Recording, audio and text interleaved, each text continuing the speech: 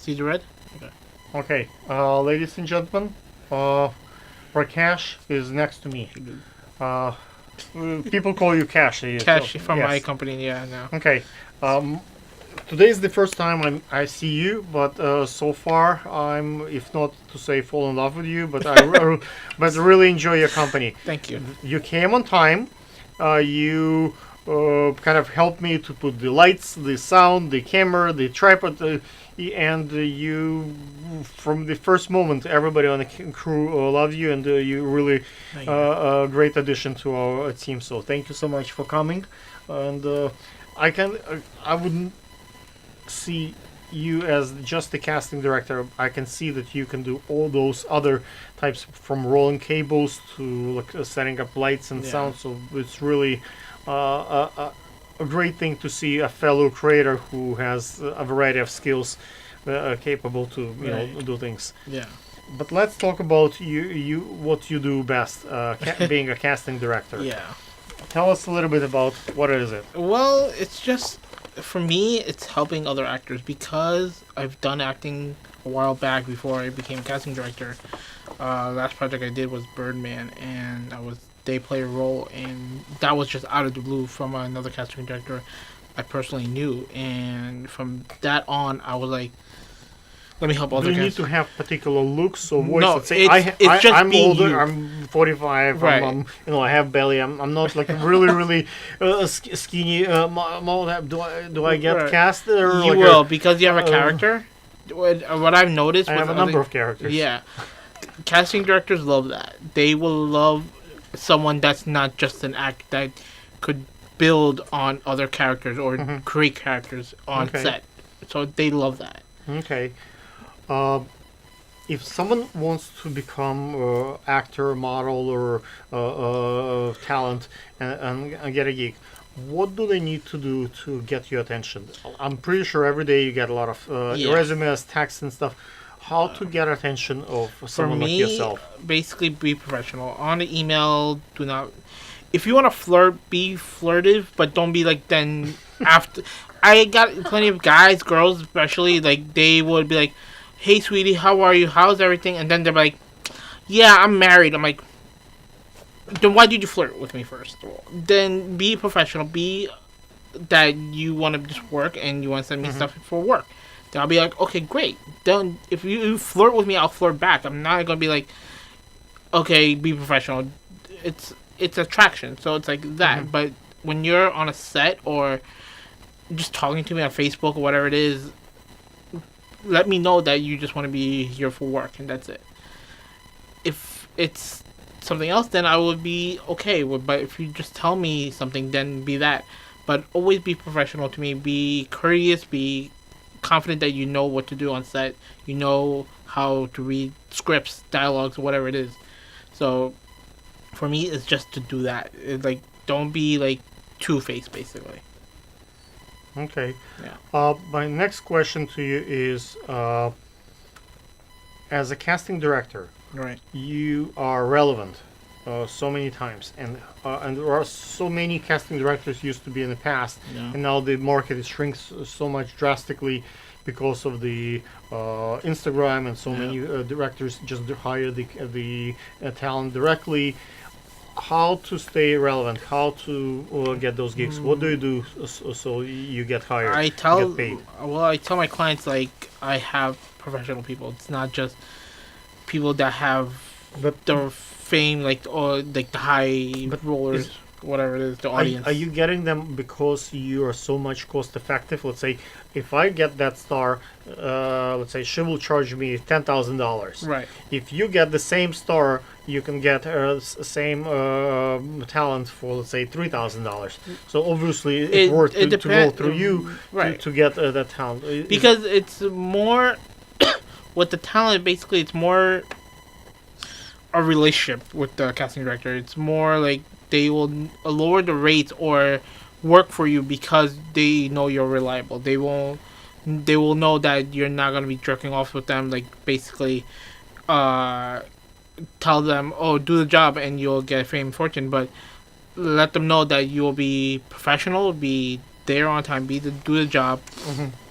But And a it's lot not of just about new folks who come to the industry, they Right. think, okay, if I reach out to that particular talent, let's say it will cost me, let's say $1,000 to hire that model, Right. for my shoot.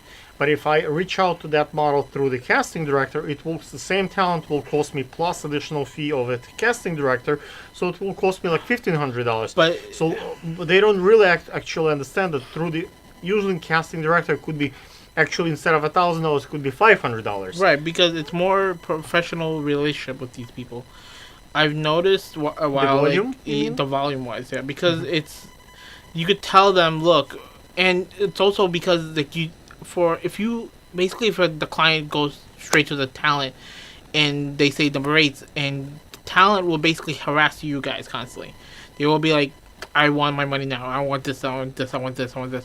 If they go to a casting director, we They will tell you harass guys the you. rules. Yeah, it's not that a harassment, but it's like we tell them the rules ahead of time. We will tell you this is the payments. You gotta wait. No matter what, it's not just about money and fortune. Blah blah blah. It's professional job, doing the job, and do it the best you can. And What do you do to get hired on by the directors, by the production? Is there any specific not really, advice? just networking constantly. I've been networking for the past 5 years, and within the What do you mean by networking? Are you going to basically- the events? You go to Well, the Facebook? I barely go to events because I feel it's nonsense to me. It's because it's not professional to me anymore. It's about drinking and talking, which I could do online. I could do it through calling people and everything. So it's not like and I could do one-on-one meetings with these people instead of going to a club and not be able to hear them. And I'll be like, "Hi, what did you say?" It's like really like it's. But I still find there is a room for the being personable and meet someone.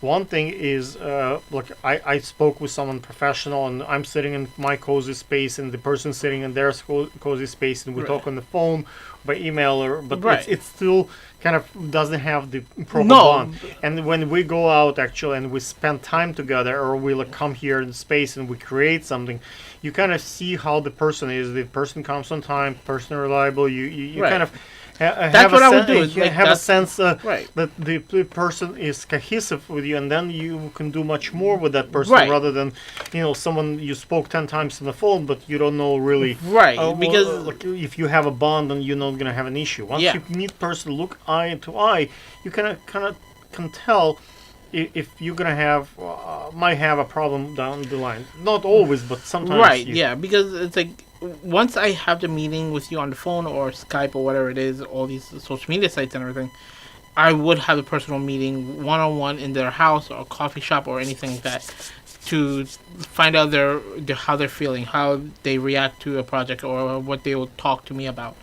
Once I get that in my head and in my mind, I'll be like, okay, let's do a job. Let's make things happen.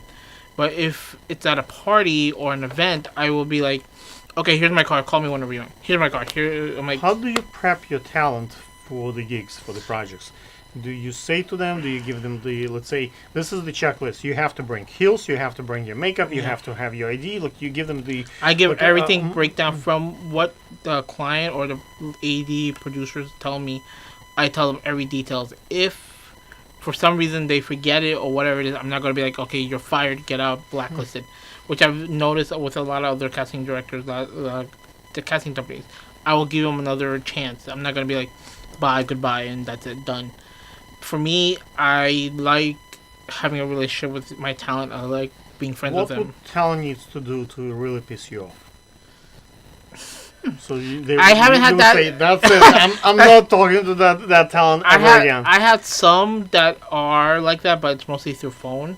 So it's not be like in person because Mhm. they act a different way in person and they act a different way on the phone. So it's like I haven't had that button yet that I'll be like, I'm done. I'm not hiring you again. There's some talent in my head I'll be like, you're done. I'm not hiring you, but I'm still gonna hire them because actors need casting directors. Casting directors need their talent, and if without without my talent, I will be nowhere. I will be Okay, let me tell you a short casting story Yeah. in my experience recently. Okay. I've been shooting a calendar called a billiard girl calendar. Okay. Hot girls playing billiard. Nothing fancy, but I had a very interesting space, historic space where the lots of people from mafia, serious folks play billiard. And I arranged with the owner of that space that we will do the shoot there. Right. I scheduled about like 5-6 models to come to the shoot. Guess what? When I had the filmmakers, the photographers, the makeup, hair, everything, out of 5 models, only 1 show up. Wow. So here's the problem that I faced. When I spoke to the girl, I spoke to her initially on the Model Mayhem. She said that she's like 19, 18 years old, and the voice was on the phone, beep, beep, beep, beep, beep, beep, beep, like very sweet young girl voice. Yeah. But when she came to the billiard studios, it was kind of mature woman, like serious voice, you know. Kind of when she the shot is in the swimwear, so I see the pictures of very young girl, but when she undressed, like the skin is kind of loose. Yeah. So because she was the only model out of 5, I still kind of was forced to still film, which I was kind of had to force myself. I'm pretty was certain that we're not gonna use that footage, but since that was the only option, we kept doing it. And I was kind of disappointed, but I didn't question her because prior to this I had a very bad experience. I kind of fired the models on the set, and she for a couple of months probably harassed my Facebook feed. That I get her out of feed. So I try not to refuse. If the talent comes, I still shoot no matter what. Right. So next day when I talked to her on the phone, again the voice is beep beep beep beep beep. Like. So, and I kind of press her, what's going on? Like, when I talk to you on the phone, you sound like 19, 20, 12, 15-year-old kid. Yes. When I saw you in person, you sound like a, mature woman. Turns out, here's what happened. According to her, she had a period. And she sent her mother instead of her to the set. So the mom thought that she will make it. They look pretty much the same, so... I didn't realize. I had that will push my button. That would push my button. Sisters, and I had like people showing pictures from the 15, 20 years ago. But that was actually the case when the mom actually went for the shoot instead of a daughter. Wow. That would push my button. Still pretty, but it's no, still. But that would push my button. Be like, I'm sorry, you have to leave. That's not. It's not for me. If that happened to me, like if you hired me on a set and I knew the girl who you're talking to, and then you tell me on the phone, this is not the same girl, it's her mom, I would call the girl immediately and be like, what the hell? But I didn't I'm not gonna curse, I didn't want to confront the mother and the set. I didn't. No, but I would. As a casting director, you wouldn't have to deal with that. I didn't want to deal with the client. I didn't want to make a scene and ruin the right. That's what I would. Everybody.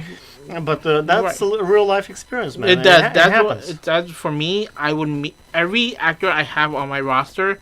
I met personally. I would talk to them. I know who they are. I know how they look. So for me, I would know. How do you get away or deal with this stuff as a casting director? For me, if that ever happened to me, I will push them aside. Be like, I need to talk to you. And I would tell them. No, I will tell them to leave, please, because this is not professional. It's not professional for you to do that, even for your daughter to do that. Please leave. We're not paying you for this. This is a professional job, and my client, my producers are pissed off right now. Please leave, and that will push my butt because it's not professional to do it. Like, right. if it was like $1 million job, like you would send your mom to do it? No. Well, she thought she will go through. Anyway, guys, we have more fun stories for you. That was going back. If you like those real life experiences, we'll share more of those. And if you have more questions for Rakesh about the being a casting director, Rakesh is here. What's your Instagram? Instagram is Rakesh Shah. You'll see my face on there, but I believe it's Rakesh S03. My production company, my casting company is Cash Casting. I'm creating a production house soon, which I can't really release as of yet. And I have a couple projects in 2018, so keep an eye on it. Thank you, guys.